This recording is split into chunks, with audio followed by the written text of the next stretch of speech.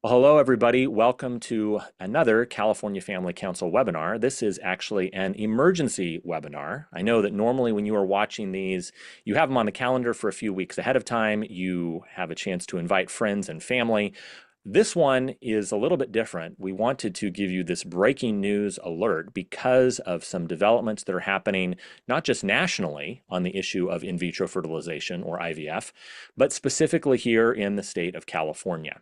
And we are really privileged today to be joined by two great friends and subject matter experts on the issue of in vitro fertilization and artificial reproductive technologies more generally, and also on the need of children to not be deprived of their own mother and father with the very rare and extenuating circumstances that occasionally arise. We certainly don't want to be creating children deliberately and depriving them of their own biological parents.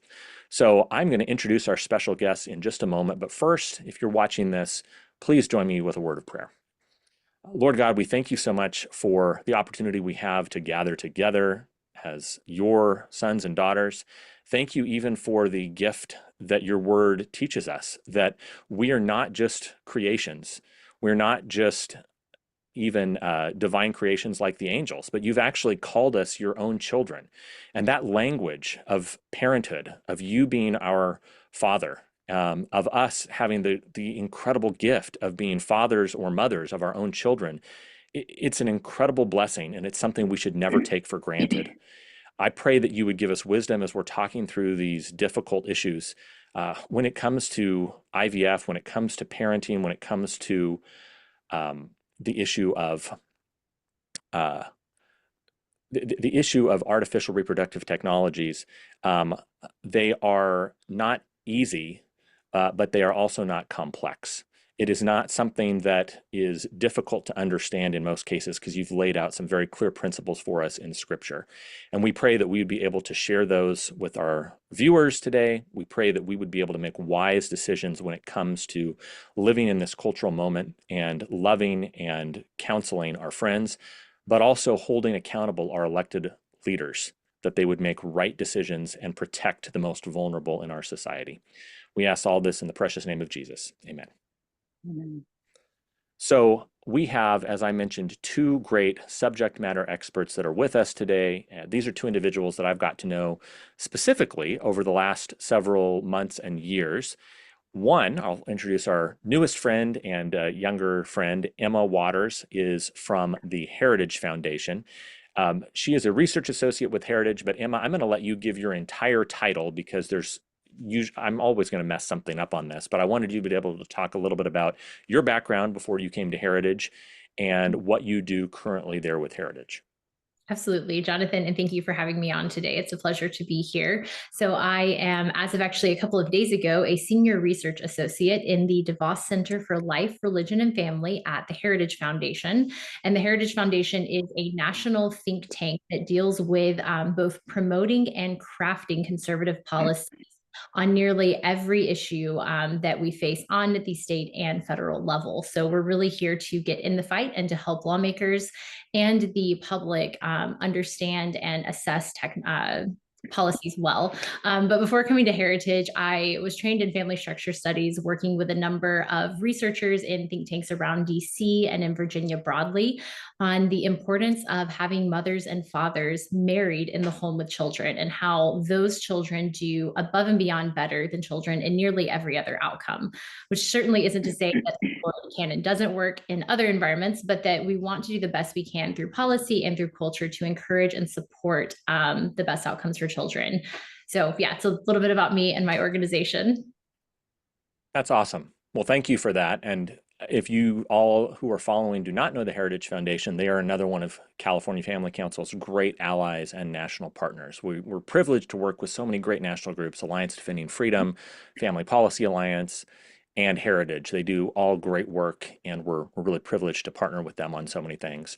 Emma, every time I go back to your headquarters, I leave with my head both feeling bigger but painful because there's so many people just by osmosis. All the brain power in that room or in that building is incredible, all 8 or 9 floors of it. So our next panelist is not quite as big of an organization, but I think also having a likewise huge impact in our society today, not only on the issue of IVF, but more broadly on the issue of parents and children and the rights of both. At California Family Council, as you know, we spend a lot of time talking about parental rights. We spend a lot of time talking about, here in California, we see that those rights are so under attack by our legislator, by our courts, by our administrative state, whether it's the attorney general or the governor. And that's absolutely something that we will continue to fight for. However, Katy Faust is the director of Them Before Us. And Katy, the name of your organization, I think, is so unique. I want people to grasp that we're not just talking about, when we say them before us, parents before the government, but in this case, your organization is actually talking about children's rights and the rights of children before the rights or wants or preferences of adults. So can you explain how that ties in not only to issues of parental rights, or in some cases we hear about transgender healthcare, but specifically in this context when it comes to IVF and surrogacy and all these other controversial issues, why your organization is involved in those issues? Yeah, thanks for having me. Personally, as the founder and president of Them Before Us, I work with a lot of different states all around the country, and we work in a lot of countries around the world. And I will say that you guys are very fortunate to have the Family Policy Council, the California Family Council in your state, because they are principled, they fight hard, they represent you well, they're on the right side of all of these issues, and especially when it comes to matters involving children. I haven't seen them get it wrong yet. So I'm glad that you're here. I hope that you throw your support behind the California Family Council because, as you know, I mean, I'm in Seattle. I totally understand how hard it is to stand firm. You guys are doing it. You need to keep it up. This is the organization to do it with. So I run Them Before Us. The whole point of Them Before Us is to put them, the children, before us, the adults. We focus specifically on all marriage and family issues because on these kinds of topics, whether you're talking about IVF or the definition of marriage or when to divorce, or is no fault divorce a permissible way to think about divorce, and what about modern families and same-sex parents or transgender parents or polygamous unions, what about adoption, like who is adoption even for, surrogacy, all of those different questions. In every one of those issues, what we seek to do at Them Before Us is to represent the interests of the child, specifically to advocate on behalf of their natural rights. First, their natural right to life, but second, their right to be known and loved by both mother and father. And both of those stances, both of those priorities, both of those critical natural rights of children make us highly critical of IVF in general and reproductive technologies related to third parties specifically. Because what you will find is, in the name of family building or in the name of creating new life, both of these, the whole spectrum of IVF, sperm donation, egg donation, surrogacy, generally, they're not child friendly. These are overall industries and practices and processes that violate the rights of children on a mass scale. Absolutely. And I think the fact that you used the phrase industry is, I think, so important because a lot of times we talk about the issue of IVF on a very personal level when we've seen a lot of the comments coming in the last few weeks as a result of the Alabama State Supreme Court and the work that they did to author and offer this phenomenal pro-life ruling that really laid out the consequences of treating the unborn as full members of the human family, treating embryos that are so-called extrauterine children as what they are, full members of the human family. We heard a lot of responses from individuals talking about, well, what about my unique, very painful situation? What about this unique personal time that I had to deal with infertility, or my family, my sister, my cousin, my daughter, whoever went through IVF, they went through surrogacy, and it was this beautiful, magical thing. And the reality is that those stories are heartbreaking and sad and tragic, and we should listen to and have compassion on individuals that find themselves in those situations. But at the same time, the IVF industry is conducting human creation. It's creating new human life on an industrial scale. It is millions upon millions of new children that are being created on a regular basis. And the vast, vast majority of those children will never actually be born. And in some cases, most cases, those children will either be deliberately discarded or destroyed, or they will be lost to time through just indefinitely staying in stasis, essentially in frozen prisons, these IVF nurseries, as I think the legislature, or excuse me, the Supreme Court in Alabama called them. So I want, Emma, for you to maybe take us on the starting point. Let's just talk a little bit at kind of big picture. The reason we're talking about this now, the reason we're doing it as an emergency webinar is because even in California, even though we are about as different from the state of Alabama as you can possibly be on a lot of our policy, our legislature here, in specifically pro-life Republican legislators in the state of California, have weighed in on this. They've introduced a assembly resolution that we'll talk about in a little bit, denouncing the Alabama Supreme Court and urging the Alabama legislature to overturn the ruling and pass new legislation, which tragically, before the California legislature could even vote on the California resolution, the Alabama legislature has already made efforts to undo and overturn this great ruling we had from Alabama. So, Emma, let me kick it to you first and say, what exactly did Alabama do in their Supreme Court, and why was it so significant for pro-lifers that they did what they did, and why was it so tragic that the legislature in Alabama reversed it so quickly?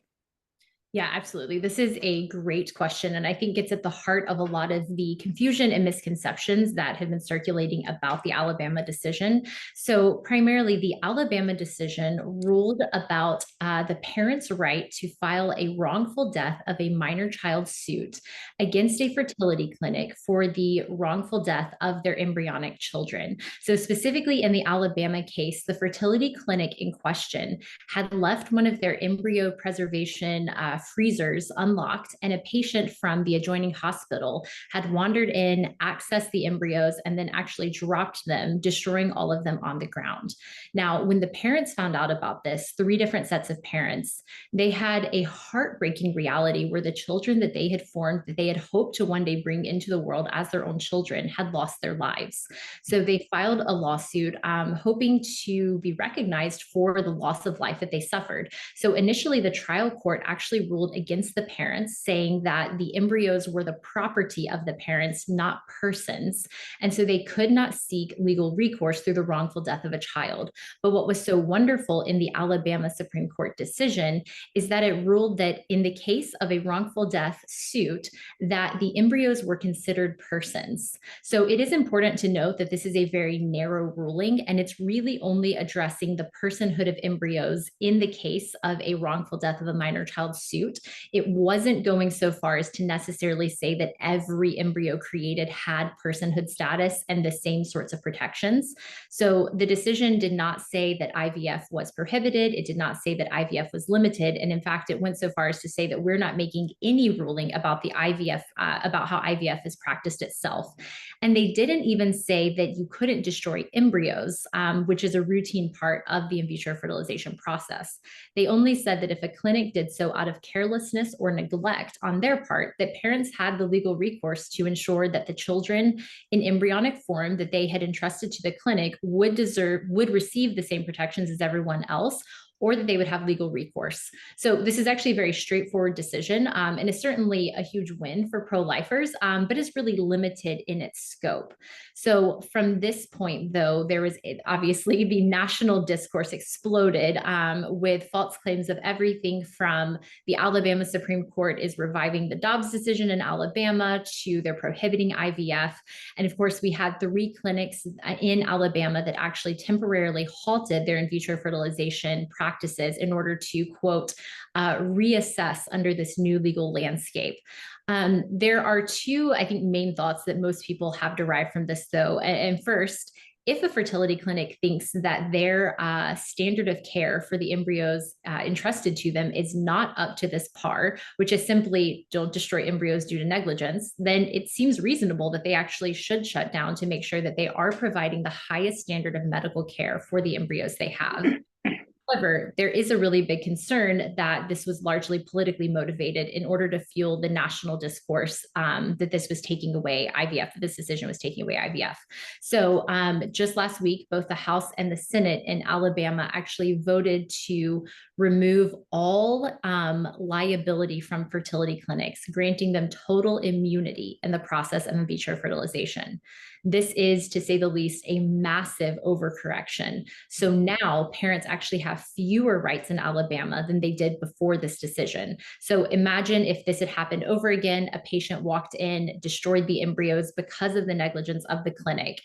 Now parents do not have the legal right to hold the clinic accountable to providing the highest standard of medical care. So this massive overreaction has actually further stripped parents and their children of rights and has actually just fueled an unregulated and unaccountable fertility industry in Alabama.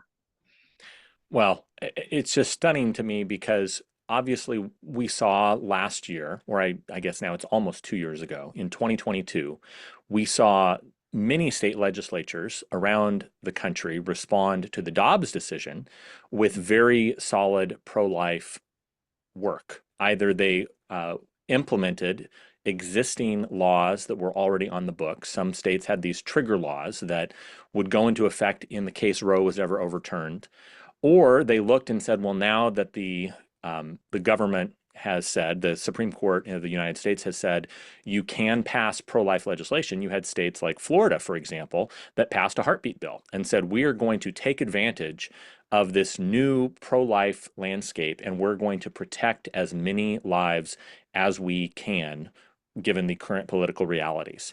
That was a huge blessing, and I commend some of these legislatures, both those that did it in the lead up to the Dobbs decision and the ones that did it in the aftermath of the Dobbs decision. But tragically, Emma and Katy, it feels like some conservatives, specifically those in the Republican Party, the kind of the institutional Republican Party, looked at some of the electoral results from 2022 and then the special elections in 2023.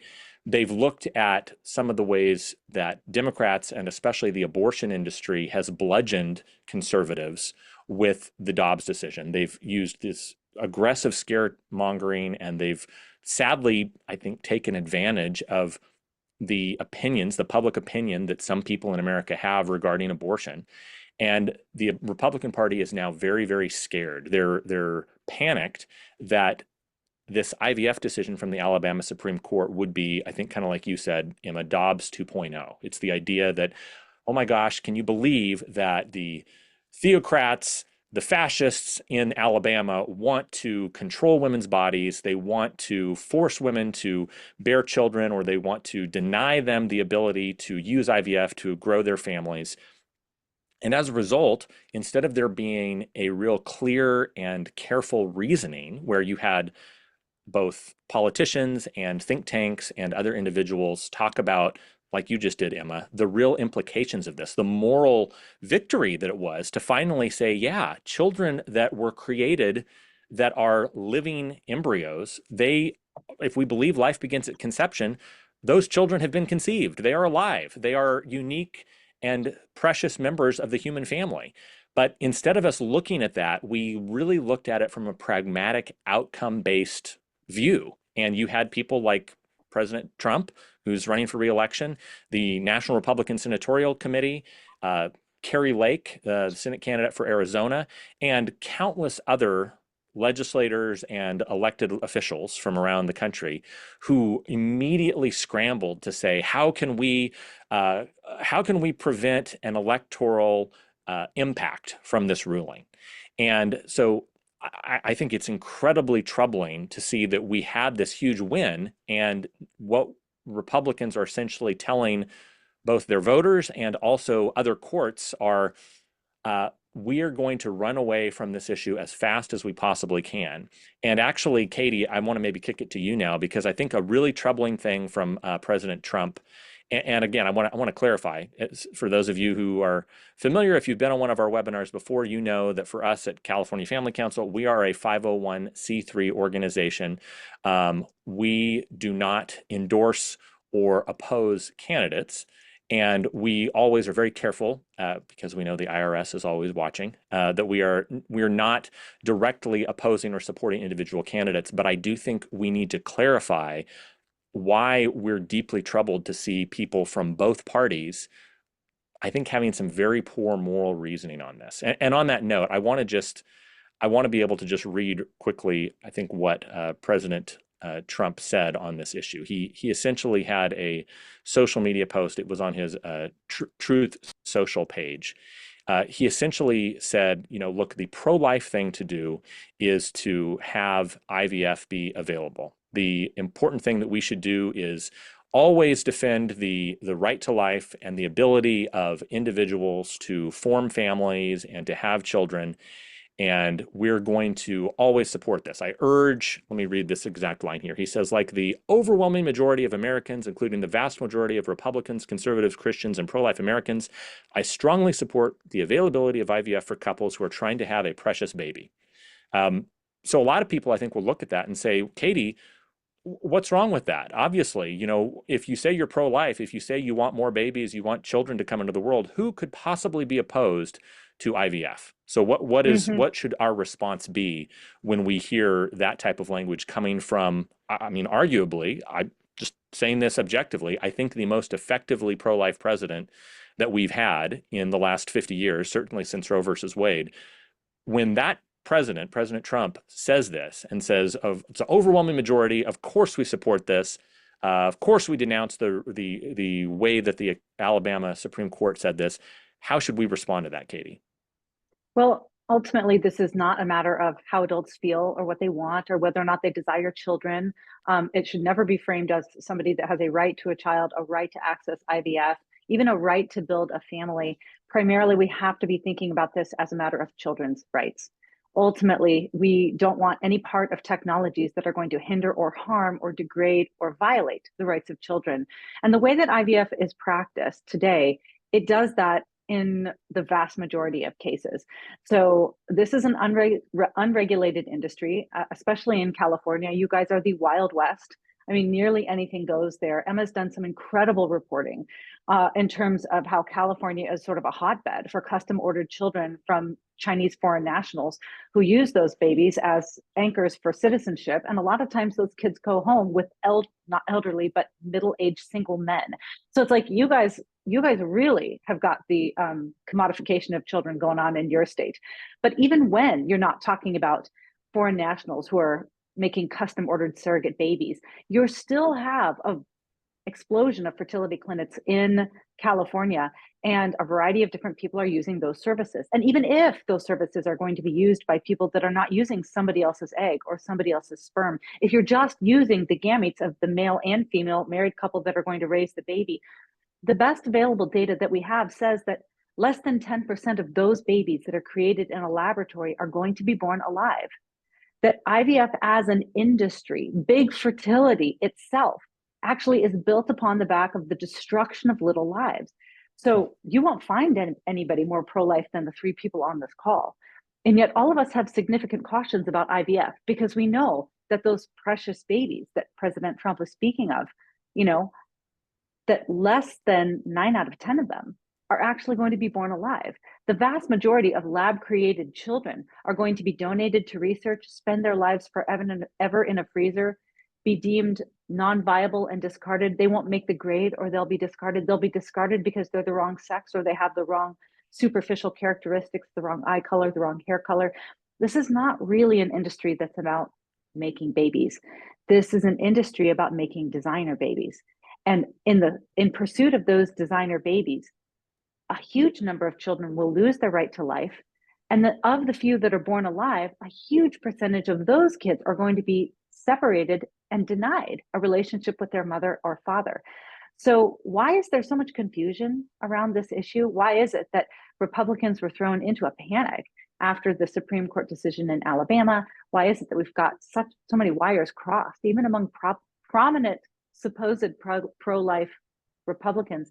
And the answer is because when we're going to chart our course based on what adults want, we are going to get all kinds of answers, and we're going to propose all kinds of policy. And very often that policy is not going to advance the rights and well-being of children, Because very often what adults want as it relates to romance, sex, marriage, parenthood, reproductive technologies, these days, a lot of what adults want involve starving children, denying them their fundamental right to life or their right to their mother and father. I think that the most ironic part of what's taken place in the last couple of weeks is I had an article, an op-ed written that I submitted about 3 or 4 weeks ago to World Magazine, to World Opinions, in essence saying, Democrats understand the connection between abortion and IVF. Do Republicans? And it was talking about how there's 3 very prominent Democrat senator women who proposed a Right to Build Families Act. And in essence, it was protecting IVF access.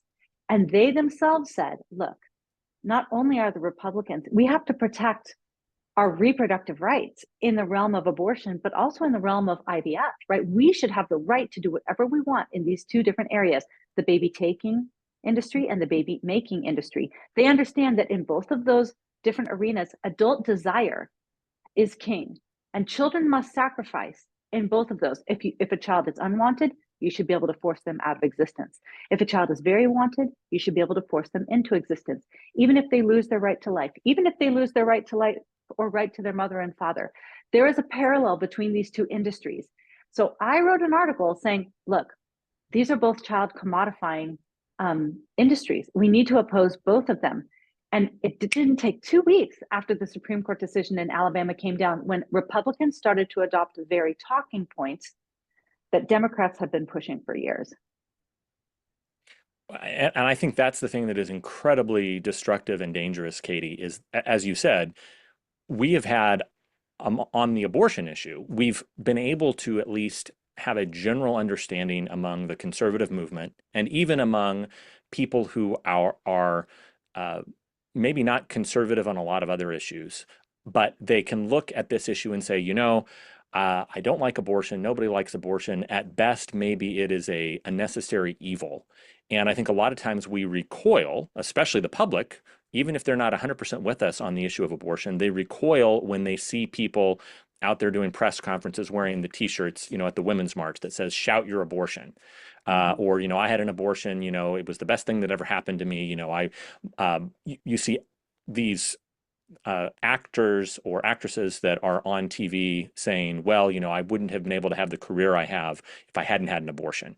I think most people, unless you are a hardcore pro-abortion activist, look at that and say, wow, that is really icky. That is not just icky, it's monstrous, actually. The idea that you are sacrificing children for your happiness, like you said, as an adult. You're sacrificing children for your desires and your wants. But the really weird thing is, the sad thing is, that we basically are at a point right now where people don't realize that the IVF industry, again, I want to differentiate an individual who is struggling with infertility probably goes into the concept, the idea of pursuing IVF with the very best of intentions. In most cases, if it's a husband and a wife who've been struggling with infertility, their doctor comes to them and says, you're never going to get pregnant unless you do IVF. They go and talk to their pastor. Their priest may be confused on this issue, and they may say, yeah, you know what, this is a good option. You should pursue this. It's the best thing. Of course, God wants you to be parents. This is what you should do. I don't think anybody approaches IVF with the idea that they are participating in this industrial scale commodification of children. But it is really just the kind of the other side of the coin of the abortion industry, because with extremely rare exceptions, the IVF industry is creating not a single child or not even a small number of children, but it can even be dozens of children that might be created for each individual couple. Emma, I don't want to put you too much on the spot, but just in terms of the rough numbers that we're talking about here, I know you and Heritage had just published some really good information on this, looking at how the United States compares to the rest of the world. But can you give just a little breakdown on those statistics, how California, and not just specifically California, but the US broadly, how many children are created annually, how many that compares versus children that are created versus lost versus born, and how we compare to some of the rest of the world? Yeah, absolutely. So when it comes to the United States in particular, we are looking at three different things to keep in mind here. We have the number of embryos created, the number of embryos transferred at a given time, and the number of embryos implanted. So going off of 2021 data from the CDC, which is the most recent data that we have available, we know that over 423,000 rounds of in vitro fertilization were done in a single year. Of those 423,000 rounds, that encompassed about 200, over 200,000 patients, and it resulted in the live birth of 97,000 children. So, based on the CDC's own data, the overall success rate for in vitro fertilization is only about 23% on average. Now, we know that for women in their 20s and women in their 30s, those rates are a bit higher. And once a woman reaches her 40s, her chances of successfully conceiving a child with IVF drop well below 10%.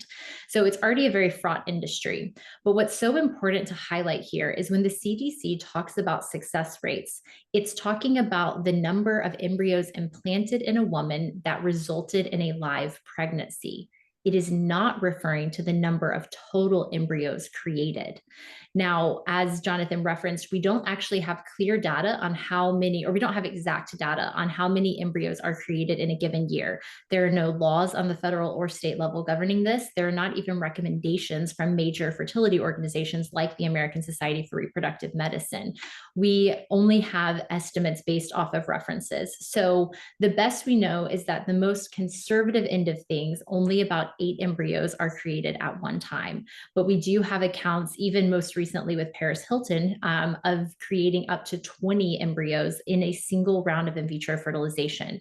And notably, she created 20 in hopes of selecting a little girl.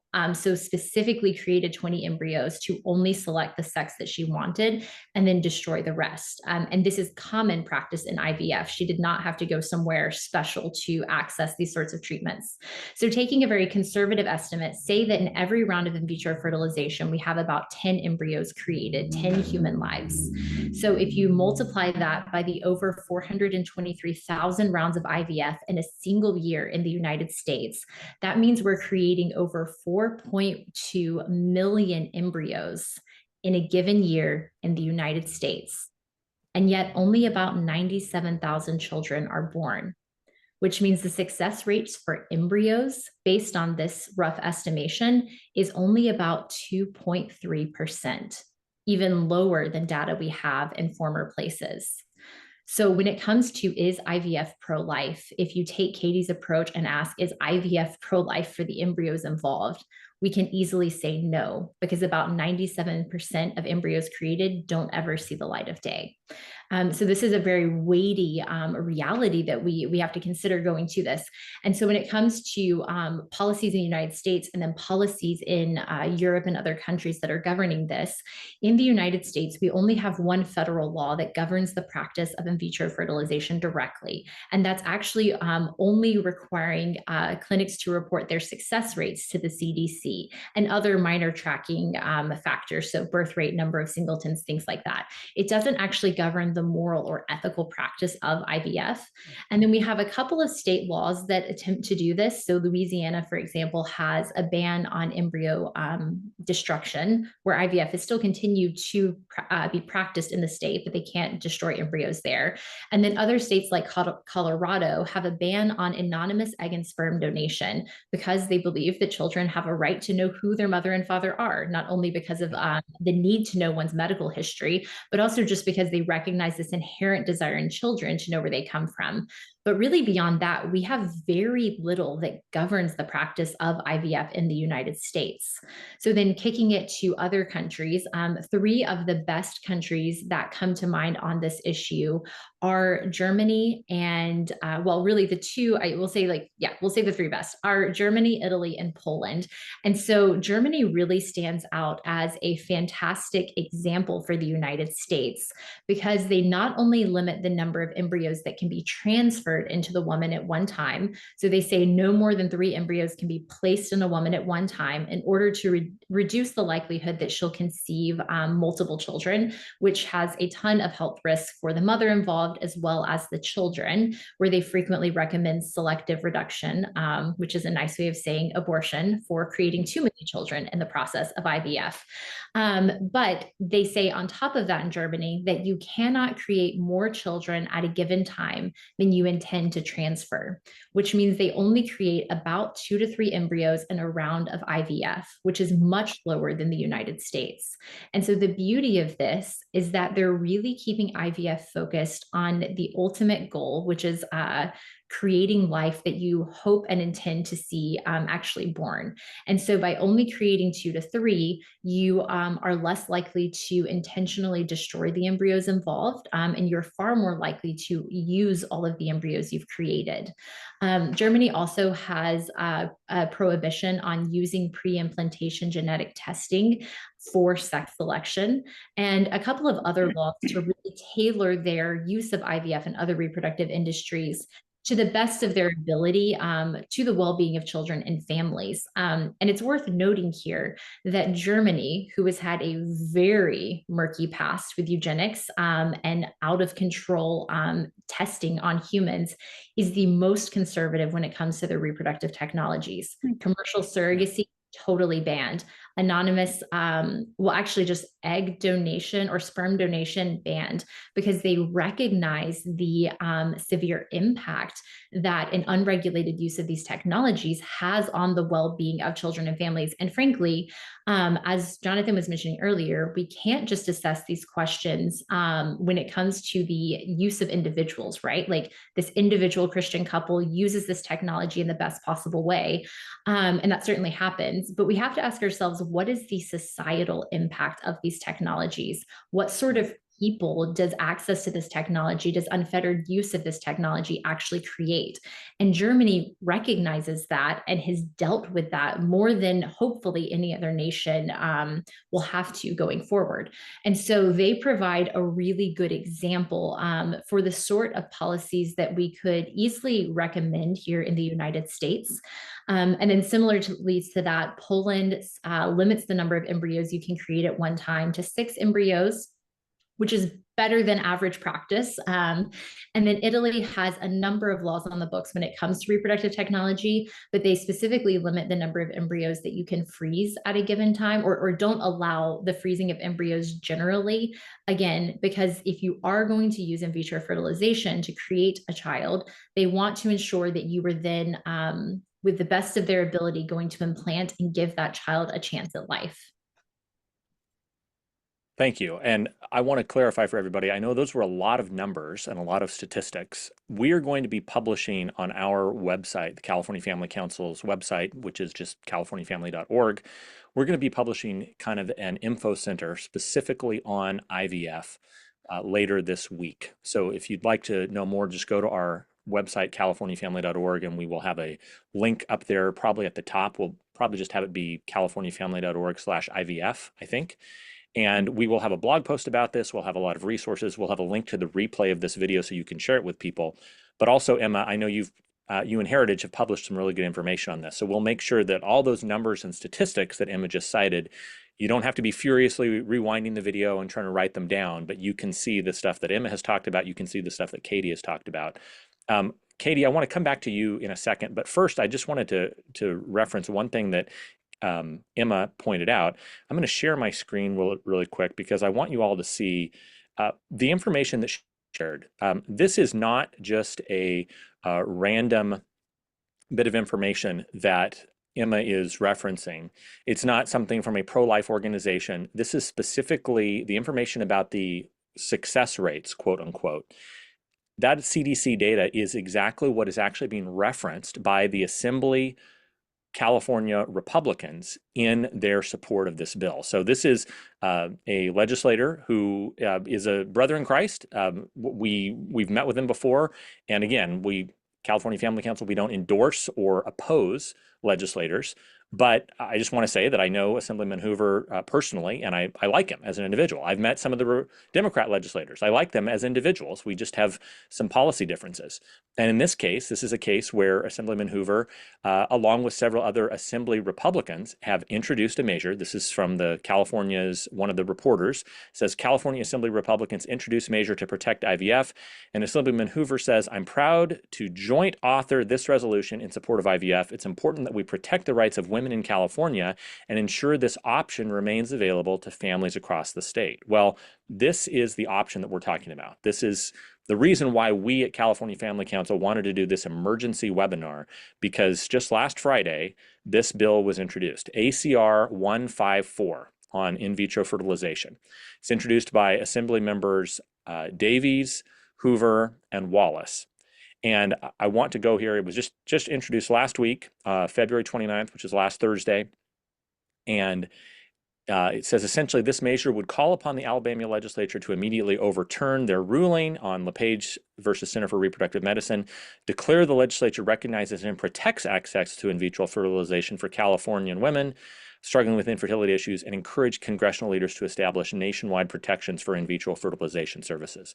So the thing, Emma and Katie, that I wanted to point out that I think is just amazing here, these kind of findings, they essentially say, first off, IVF is a common procedure for effective treatment of infertility issues stemming from fallopian tube damage, blockage, ovulation disorders, endometriosis, uterine fibrosis, issues with sperm, genetic disorders, et cetera, and is the main treatment for women over 40 years of age. I mean, we could probably spend a whole 30 minutes in the webinar just discussing why IVF doesn't actually treat the underlying causes of infertility in any of these cases. It is completely circumventing or short-circuiting any of these underlying conditions in the goal of creating a child. But the key thing I wanted to point out was right here, this passage. It says, based on the 2021 Fertility Clinic Success Rates report from the Federal Centers for Disease Control, approximately 238,126 patients had 413,776 artificial reproductive technology cycles performed at the 435 clinics, resulting in the birth of 97,128 infants. So the reason I wanted to specifically reference that is, Emma, those are the exact numbers you cited. So this is not Emma and Heritage Foundation coming up with some wild out there number. This is the exact same statistic that California Republicans are citing as a positive good and saying, look at all these babies that are being born.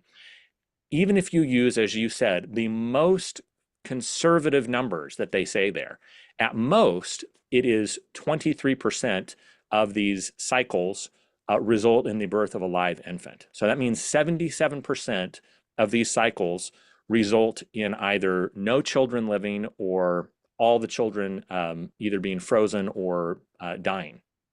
But as you said, the numbers could be up to 10 times higher than that, just based on the number of children that are created and then lost. So it's incredibly disconcerting.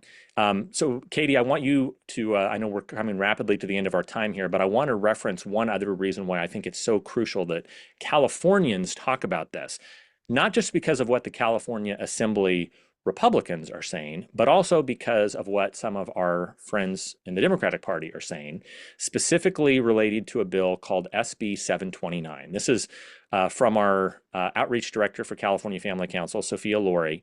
We're talking about a bill called SB 729 by Senator Caroline Menjivar. Essentially, this would revise the definition of infertility in the state of California. No longer would it even reference those medical difficulties that we're talking about in the Republicans' legislation. This would say a person's inability to reproduce either as an individual or with their partner without medical intervention.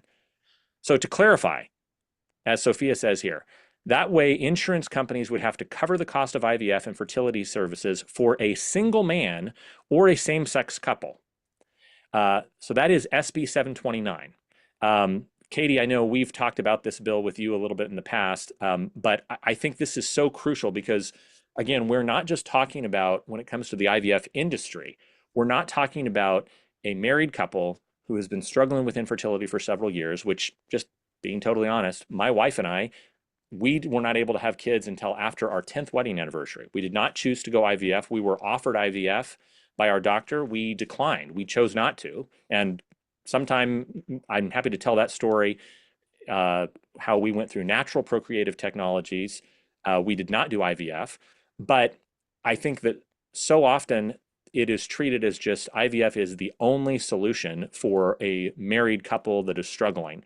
But in this case, it's very clear in the legislation itself, it is expanding the definition to say if you as an individual are not able to reproduce without artificial reproductive technologies, which, by the way, no individual, no individual, you can be the most fertile male or female in the history of the planet.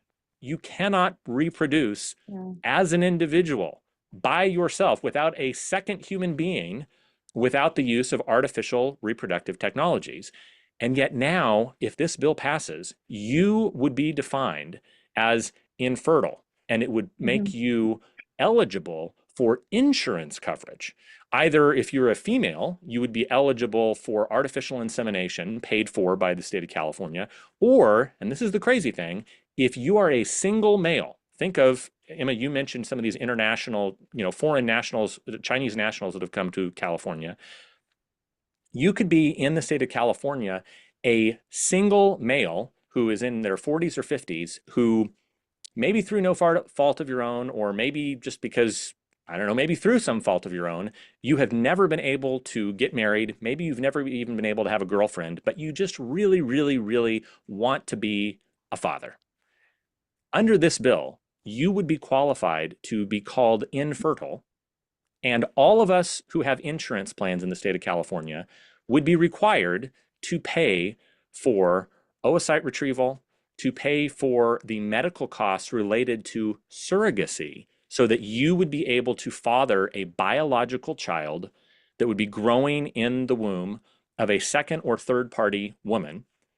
And then you would be the legal and biological parent of that child, but you would be able to deny that child a relationship with both their biological mother and also their gestational mother, their gestational surrogate, if it was not the same mother who was carrying them. Katy, I mean, I'm almost speechless when I read this and I think about what we're on the verge of doing here in California. But if you can just speak to that about how dangerous this is when we are decoupling parenthood from biology, and we are essentially making children commodities for the pleasure of parents.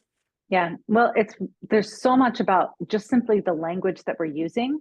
I mean, you look at that proposal from the California Republicans, the tweet that says, I think that women have a right to IVF access. And I'm like, you know what? You're really just mirroring the talking points of the left when you talk about women having a right to choose. Anytime you're going to frame something that adults really want as a right, what you're saying is you have to provide this to me. So when we say that, I understand the people that are saying, well, we have a right to IVF access. We're a heterosexual couple that's genuinely medically infertile.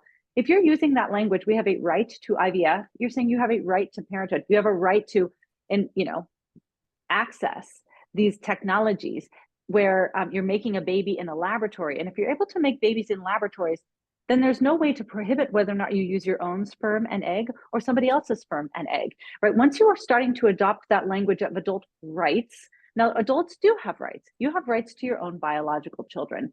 On the flip side, children have a right to their own biological parents, right? Those rights reinforce one another. They're two sides of the same natural law coin. But once we start talking about, I have a right to a child, I have a right to parenthood, I have a right to IVF access, sounds a lot like I have a right to choose. We're saying that adult desire overrides children's fundamental natural rights to life and to their mother and father. When children do not have a right to life, they die. When children don't have a right to their own mother and father, there are functionally commodities to be awarded to whatever adults have the money and means to acquire them. And then your bill that redefines infertility and mandates IVF coverage and insurance coverage for IVF, for third-party donors, for surrogates, in essence is state-funded mother and father loss. That's really what it is. So we have to be very careful about the language that we use. Adults don't have a right to IVF.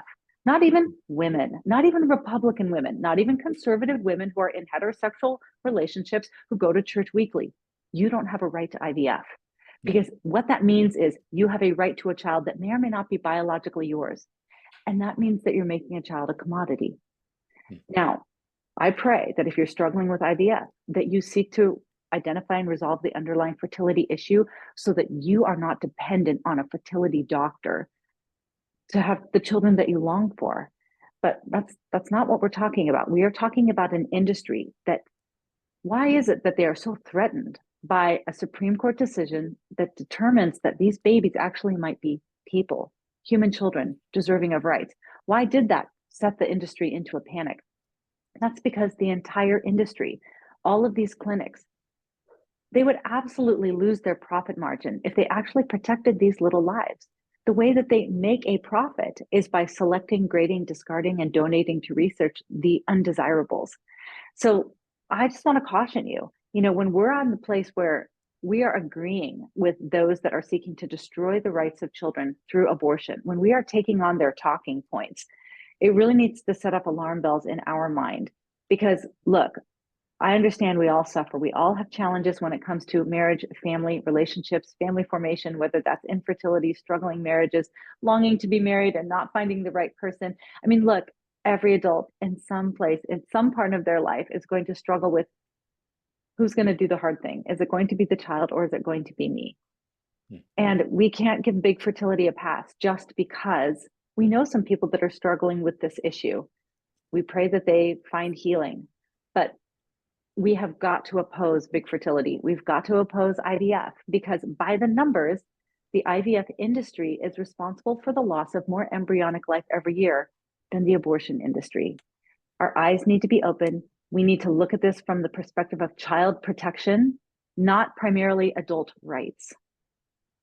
Katy, that is just so well said. And I know that this was kind of an emergency webinar. So Katy, I know you're going to have to roll off, I think, in just a moment or two here. I want to maybe stay on for a few more minutes with Emma, just right at the end of this to answer a few more questions. But Katy, any final comments, or if people want to go to your website and find out more about what you've written and spoken on for this topic? Thembeforeus.com. We seek to center the child in every conversation about marriage and family and fertility, reproduction, and parenthood. Ultimately, we just think that adults should be doing hard things because the only alternative is for children to do hard things, and that is an injustice. So come on over, subscribe, follow us on all of our social media channels. Let us help you see all of these issues from the child's perspective. Thank you so much, Katy. Keep up the great work. Yeah. And I know thanks for having me. I know Sophia will probably have you on her wonderful podcast in the next few weeks, but God bless you. We'll talk to you soon. I hope so. Thanks for having me. Thanks, Emma. Learned a lot as always.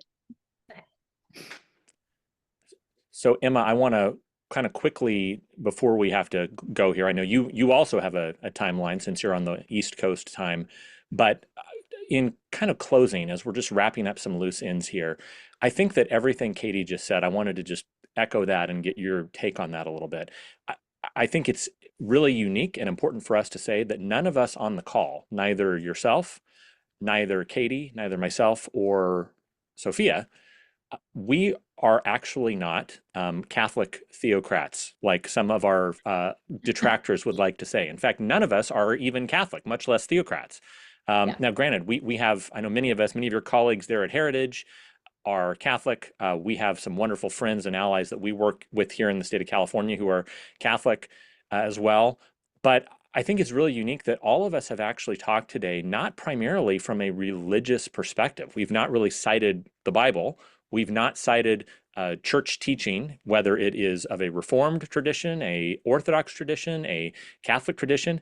We've really talked about this more from a biological, philosophical perspective. And I think it's really valuable for us to point out to our friends who may come from different religious traditions that you do not have to be either an evangelical Christian or a Roman Catholic Christian or an Orthodox Greek Orthodox, Russian Orthodox, Christian. You don't even necessarily have to believe in God to think that the IVF industry is wrong and at bare minimum does not deserve a complete blank check with no regulations that it seems like tragically, some people here in the United States are wanting to offer them. Yeah, you are absolutely right, Jonathan. Something that stood out to me that I've really just observed in this entire discourse that Katy was saying is that it's so interesting to me that every single comment, every single bill, every single resolution we've seen following the Alabama decision has been focused on IVF. IVF, protect the rights of IVF, protect the rights of the IVF industry, make IVF available for all.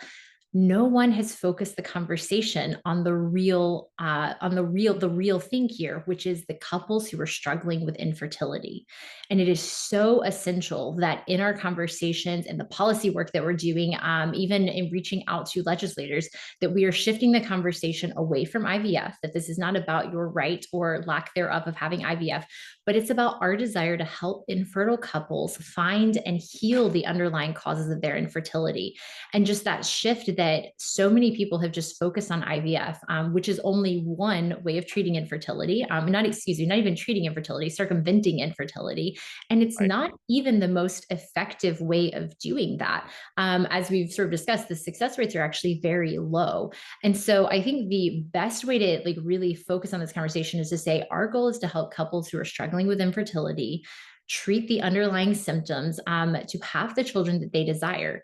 If IVF needs to be a part of that conversation for some people, or if some people want to make that a part of the conversation, then we can talk about it. But IVF is certainly not the only or the main factor here.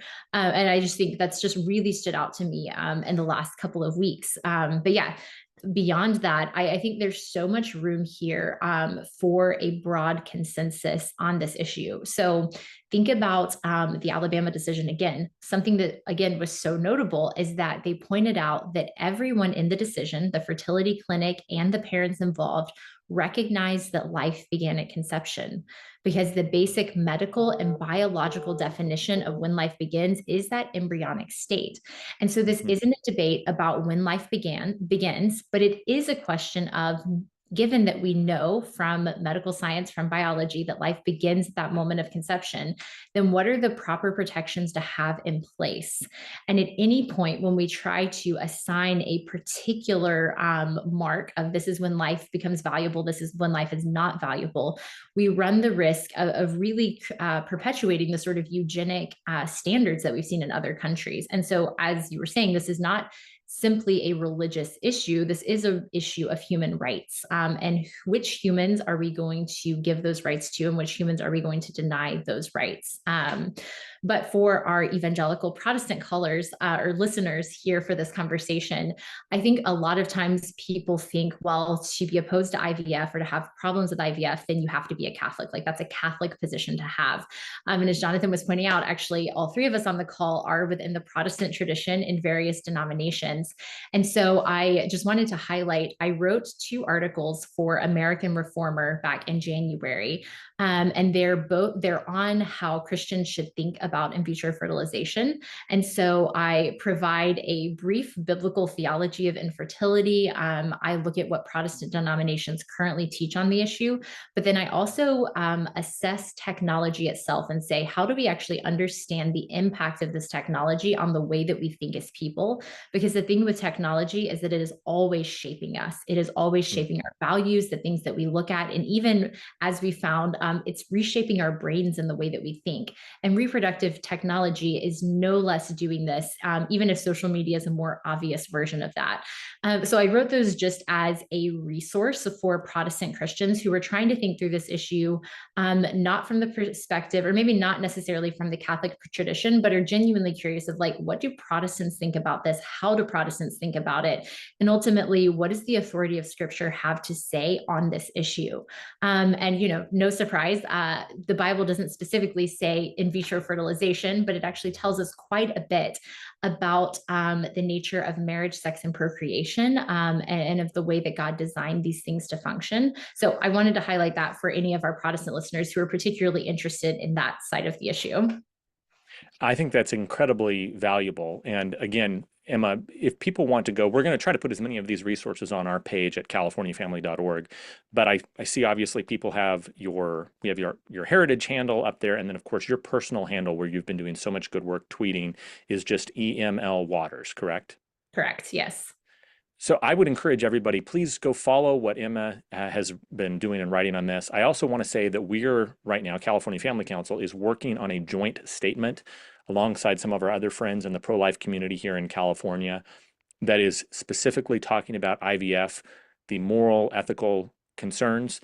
We're not primarily going to exclusively talk about it from a religious perspective, but we are going to say these are the real ethical and moral concerns about an unregulated IVF industry here in the state of California, and why conservatives, specifically people that call themselves pro-life, should oppose any sort of carte blanche protections for an IVF industry here in California or around the rest of the nation. I mean, again, it's amazing to me, Emma, that in America, we seem to see all these nations in Europe, whether it's on the transgender health care for minors issue, or now even on the abortion issue or the IVF issue. America is quickly becoming kind of an outlier on the global stage with any sort of ethical protections or safeguards. And I mean, as you were kind of mentioning before, looking at the idea that we would be looking to Germany for medical ethics and guidance is really almost chilling to think of, as you mentioned, the terrifying, horrifying history of eugenics and disregard for human life that they've had.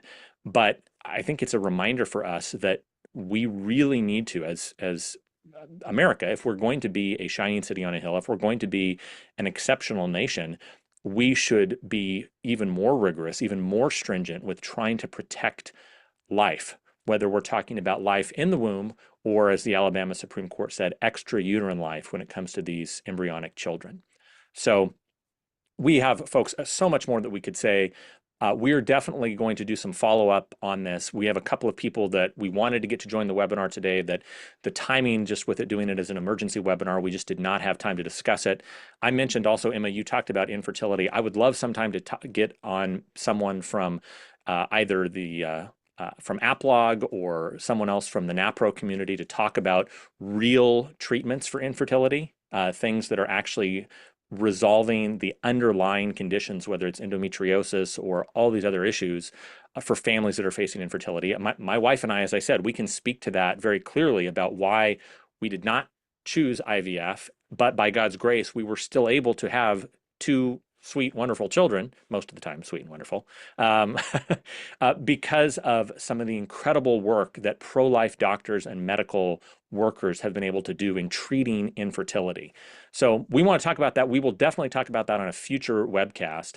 We'll talk more about ethics in general, but for now, I want to make sure that all of you, please take this video, whether you're watching it on YouTube, whether you're watching it on Facebook, share it with your friends and family, share it with your elected representative. If you are represented by a California state Republican, whether in the Assembly or the Senate, please share this video with them. We love all of our legislators. We want them to do the right thing and reason through this in a loving and respectful way.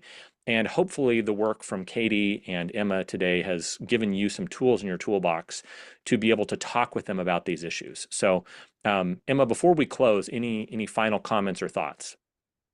Well, first, Jonathan, thank you so much for hosting this call. It's such a blessing even just to hear you all talk, much less for people hearing it. Hopefully this is very encouraging, but also very empowering, because I think, again, it can be very overwhelming if you feel like the mass majority of people say, well, to question IVF means that you are opposed to IVF and you're opposed to helping infertile couples, when that's clearly not the case. So I think the thing that I would just really highlight here, that ultimately at the end of the day, our responsibility, our focus, our desire is to protect and help couples who are struggling with infertility find a way to naturally or otherwise have the children that they desire. And that our goal is to protect parents and children from the abuses of an unregulated and unaccountable fertility industry. Think of every other industry in the United States, from McDonald's to oil and gas. Neither of them have immunity from liability when they, through negligence or carelessness, hurt another person. The fertility industry, who is responsible for the literal creation of human life, should not have immunity when their own actions harm the lives that are entrusted to them. Oh, that is a perfect capstone. I mean, it is that simple, folks. You can set aside the religious concerns, you can set aside the personal stories, and just from a pure safety, regulatory, consumer protection angle, uh, that is what is simple. There is no other group, there is no group, period, that receives or should receive that type of blanket immunity protection. So we hope that you'll share this video. As I said, go to our website, californiafamily.org, to see the entire list of resources. We'll have it up there on our page. Just click up there on the top, the IVF button on the top. And we really encourage you, educate yourselves on this.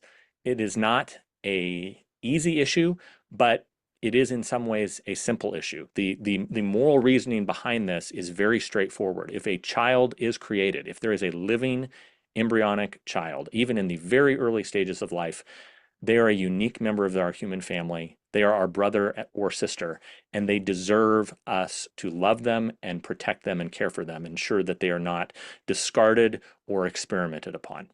So, Emma, thank you so much. And again, thank you to Katy Faust from Them Before Us. And folks, we really appreciate you joining us and being with us today. God bless, and we'll be back with you soon.